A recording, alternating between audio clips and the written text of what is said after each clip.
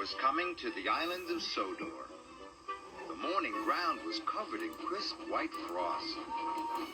Thomas and Emily were happily chuffing up and down the line. Thomas was enjoying pulling Annie and Clarabel. He thought he was doing a grand job. But Emily had other ideas. She thought he could be doing an even grander job. So Emily decided to help Thomas by telling him what he was doing wrong. Oh dear. When she saw him puffing down the branch line, she cried out, "Slow down! You're going too fast and bumping your passengers." Unpolite. Later, Emily saw Thomas by a bridge.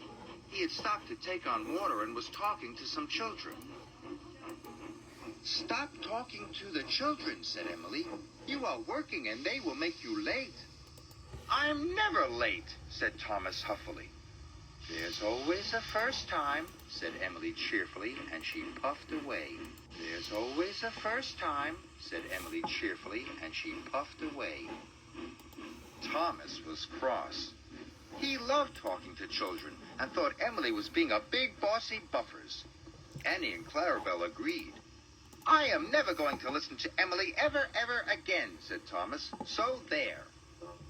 The next morning, a sleepy Thomas had to leave Tidman's sheds bright and early. He was to collect some freight cars from the quarry and take them to the docks. Later that morning, Sir Topham had arrived with a new weather report. Uh-oh. "There is snow on the way. You must all have your snowplows fitted." "Excuse me, sir." "Snow on the way. You must all have your snowplows fitted." "Excuse me, sir," said Emily, "but Thomas has already left for the quarry." "Then you must find Thomas and tell him Sir Topham Hatt wants him to wear his snowplow." So Emily puffed away to get her snowplow fitted. A snowplow? The workmen fixed Emily's snowplow on in no time at all, and she set off to find Thomas. Ooh, lime and green. Emily was very happy. She was looking forward to telling him what to do. Thomas was taking on water at Maithwaite Station.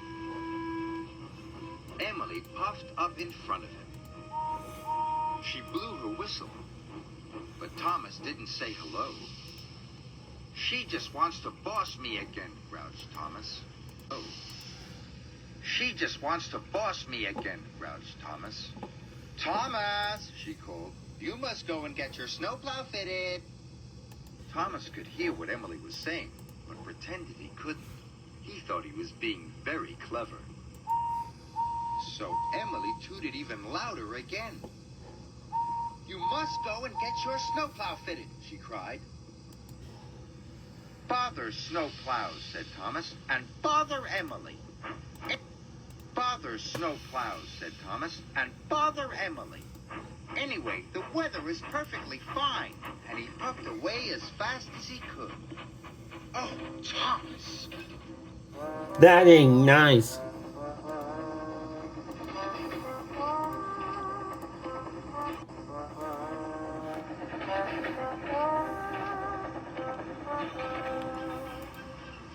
Thomas delivered the freight cars to the quarry,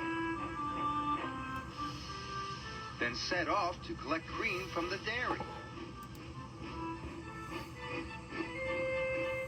Everything was going well.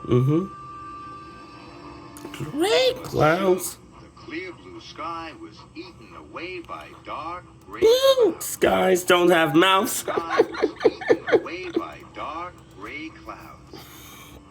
"They look like snow clouds to me," said his driver. And he was Snow clouds? This is Sewious. flakes of white snow began to fall. Right. Soon big flakes of white snow began to fall.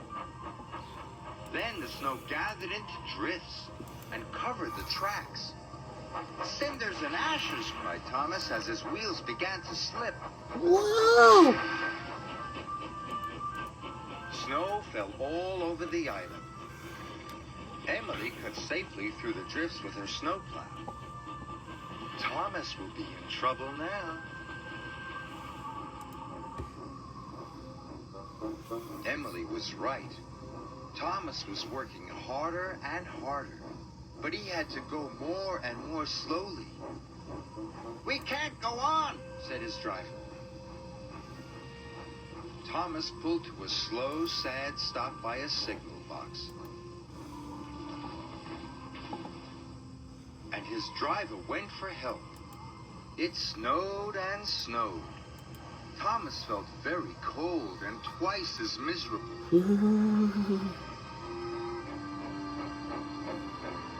Then he heard the sound of an engine.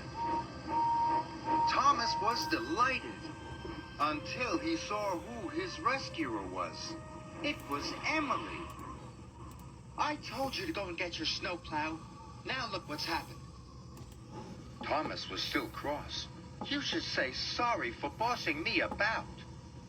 "I am sorry," said Emily. "Sorry you didn't listen to me." Uh-oh. Emily and Thomas chuffed into Tidmouth's sheds. Sir Topham Hatt was waiting. He did not look happy. "Emily, you must take Thomas to get his snowplow fitted at once," said Sir Topham Hatt sternly.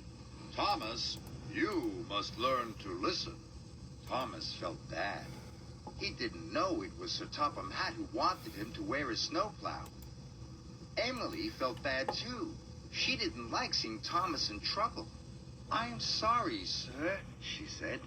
"I forgot to tell Thomas it was your idea." "You mean I have two engines that don't listen?" boomed Sir Topham Hatt. "Well, I never." "Emily, you must take Thomas to get his snowplow fitted at once." Soon the work was finished, and Thomas was wearing his snowplow. "Thank you for owning up," said Thomas. "You are a very good friend." "That's all right," said Emily. "You are a good friend, too. But next time, if you want to stay out of trouble, just do what I say." Even Thomas had to laugh.